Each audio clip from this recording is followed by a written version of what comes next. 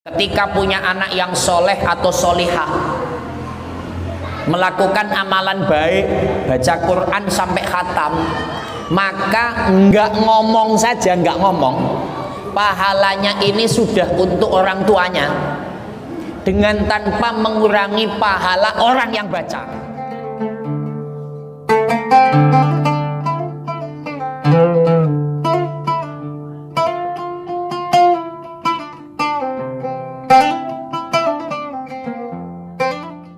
Baik, ini pertanyaan Ibu.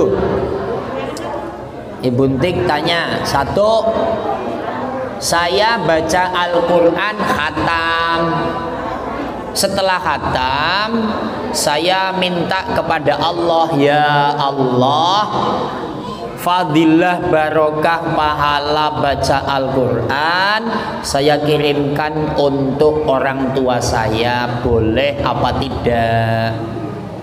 Jawabannya begini dalam kitab Tambihul Ghafilin, yakni idza kanal waladus solihu wa qad 'allamahul abul qur'ana wal adaba ka yakunu ajruhu li walidihi min ghairi ayang kuso min ajri waladihi syai'un. Ketika punya anak yang soleh atau solihah, melakukan amalan baik, baca Quran sampai khatam, maka nggak ngomong saja, nggak ngomong, pahalanya ini sudah untuk orang tuanya, dengan tanpa mengurangi pahala orang yang baca. Ibu Ajantik nih baca, ini otomatis pahalanya sudah langsung, otomatis lagi baca ya langsung. Maka kalau lagi baca Quran, lagi baca Yasin, punten umpama keluarga orang tua ya, itu lagi disiksa, itu siksanya berhenti. Maka kemarin ada yang tanya, Pak Ustadz, kalau baca Yasin 10 menit, berhenti siksa 10 menit, apakah hanya durasi itu saja? Waktu baca Yasin tidak disiksa?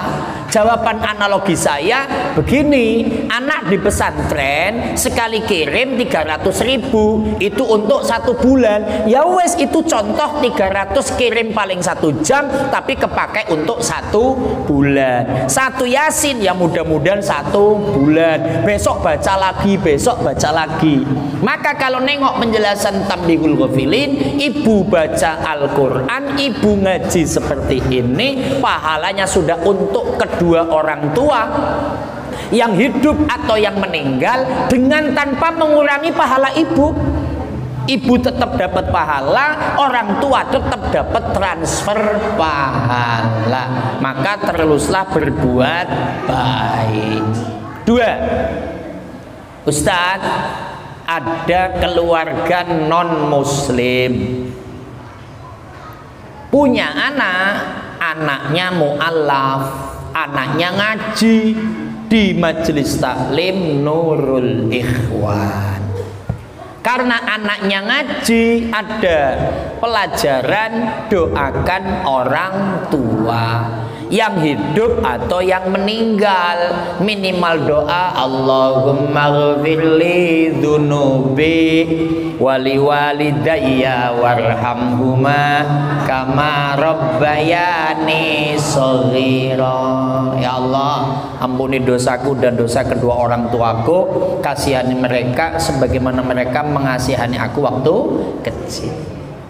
Pertanyaannya, bagaimana anak yang mu'alaf ini mendoakan orang tua yang meninggal tapi non muslim? Sampai apa tidak? Jawabannya satu, anak ini mendapatkan pahala berbakti. Karena pahala berbakti itu kewajiban anak berbakti kepada orang tua.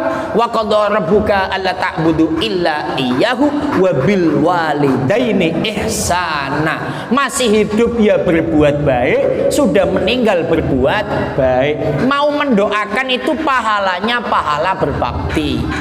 Nah, yang kedua, bagaimana dengan orang tua ini? Punten, dalam urusan ideologi, dalam urusan akidah, ini sudah tidak nyambung.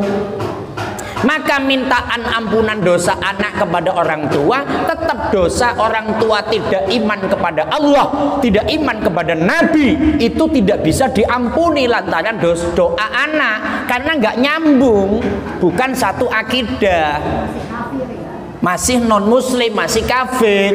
Sebagaimana doa Nabi Nuh ketika Kan'an, ya bunayyarkam ma'ana, ayo Kan'an naik perahu ikut aku.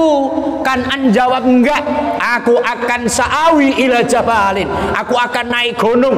Baru akan ke gunung ada ombak, put, modarat, itu yang namanya Kan'an, mati. Ketika sudah mati, Nabi Nuh ngomong, ya Rabb, itu anakku, aku sayang sama anakku. Apa jawab Allah? Iya, itu anak biologismu, tapi akidah itu sudah bukan anakmu. Nabi aja doakan anaknya loh, yang non muslim gampangnya ngomong. Itu nggak nyambung kalau sudah alamnya alam akidah. Maka jawaban yang kedua, sekalipun doa ampuni dosa orang tua ya Allah, dosa kafirannya, dosa tidak percaya dengan Allah, itu tidak bisa sampai gitu.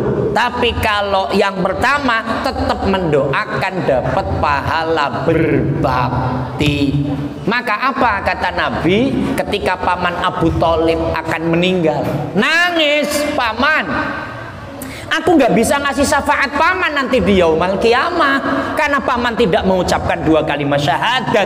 Nabi aja nggak bisa loh mendoakan pamannya, ngasih syafaat, apalagi kita orang biasa. Maka yang bisa nyambung kalau sama-sama asyhadu alla ilaha illallah wa asyhadu anna muhammadar rasulullah. Allahumma sholli ala Muhammad.